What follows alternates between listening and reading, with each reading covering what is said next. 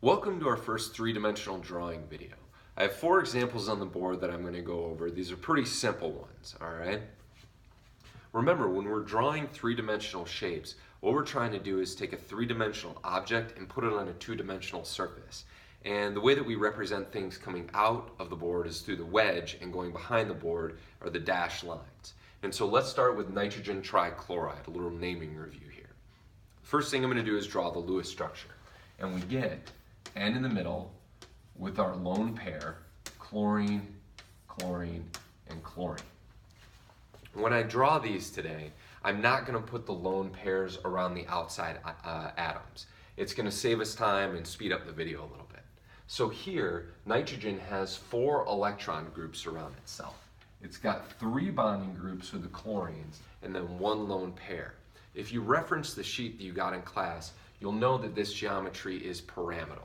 And the way that we draw that is we have nitrogen in the middle with its lone pair, 1 chlorine that's in the plane of the board, 1 chlorine coming out of the board, and 1 chlorine behind the board.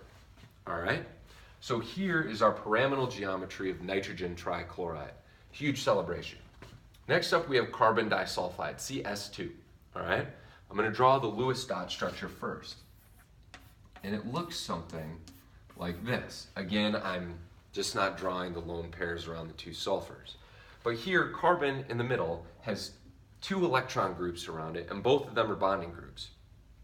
When something has 2 electron groups, the only geometry it can be is linear. So we've already drawn a 3-dimensional representation of carbon disulfide. It is a linear geometry.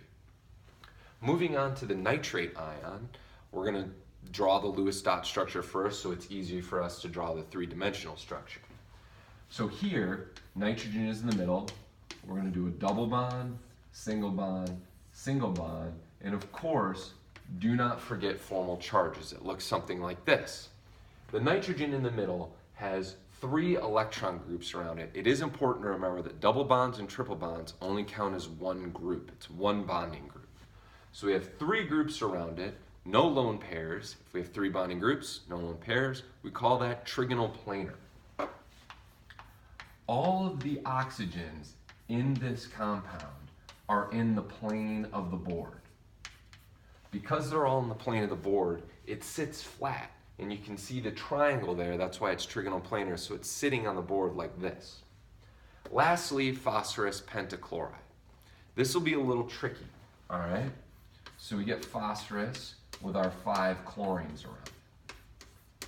And you can see that phosphorus has 5 bonding groups, no lone pairs. If something has 5 bonding groups, no lone pairs, we draw a trigonal bipyramidal.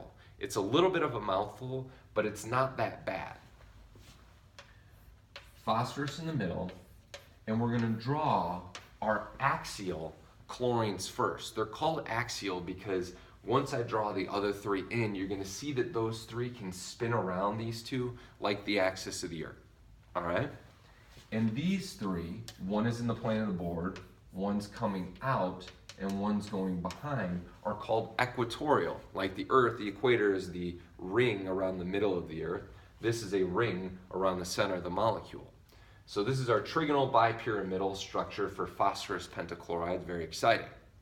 I'm going to be doing 3 more examples next. They're going to be organic drawings, so they're going to chain out a little bit. All right?